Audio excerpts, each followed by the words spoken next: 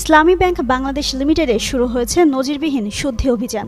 কর্মস্থলে নিয়মনীতি ও শৃঙ্খলা ভঙ্গের অভিযোগে চাকরিচ্যুত হয়েছেন ২০০ কর্মী। একই সঙ্গে ৪,৯৭১ কর্মকর্তা হয়েছেন ওএসডি। ব্যাংক কর্তৃপক্ষ জানিয়েছে, এসব কর্মকর্তা নিয়মিত বেতন ভাতা পাবেন, কিন্তু থাকবেন না কোনো দায়িত্বে। ফলে প্রতিষ্ঠান জুড়ে নেমে এসেছে অস্থিরতা।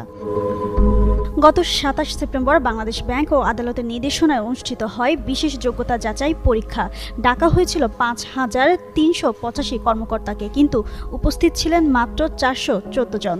বাকিদের মধ্যে অনেকেই পরীক্ষা বয়কট করেন, আর যারা প্রকাশ্যে বিরোধিতা করেছেন তাদের মধ্যে সরাসরি চাকরিচ্যুত হয়েছেন ২০০ জন।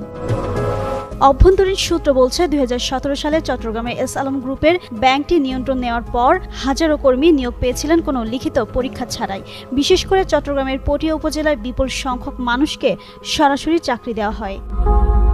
এক জ্যেষ্ঠ কর্মকর্তা অভিযোগ করেছেন, অযোগ্য লোক নিয়োগ দিয়ে ব্যাংকটিকে ধ্বংস করা হয়েছে। যোগ্যতা যাচাই ছাড়া কোনো উপায় নেই। অন্যদিকে ওএসডি হওয়া কর্মকর্তারা বলছেন, তারা হাইকোর্টের শরণাপন্ন হবেন। তাদের দাবি, প্রমোশনাল পরীক্ষার নিয়মিত প্রক্রিয়া থাকা সত্ত্বেও এ পরীক্ষায় নেওয়া হয়েছে ছাঁটাইয়ের উদ্দেশ্যে। এদিকে বাংলাদেশ ব্যাংকের নির্বাহী পরিচালক ও মুখপাত্র আরিফ হোসেন খান জানিয়েছেন, এভাবে যোগ্যতা যাচাই পরীক্ষা দেশের জন্য নতুন অভিজ্ঞতা। ইসলামী ব্যাংক বেসরকারি প্রতিষ্ঠান হওয়ায় নিয়োগ ও যাচাই তাদের এখতিয়ারভুক্ত। তবে সবকিছুই করতে হবে আইন ও নীতিমালার মধ্য থেকে।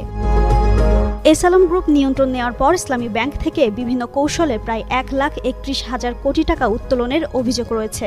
সেই প্রেক্ষাপটে নতুন বোর্ড অযোগ্য নিয়োগপ্রাপ্ত কর্মীদের বাছাই করতে শুরু করেছে কঠোর শুদ্ধি অভিযান।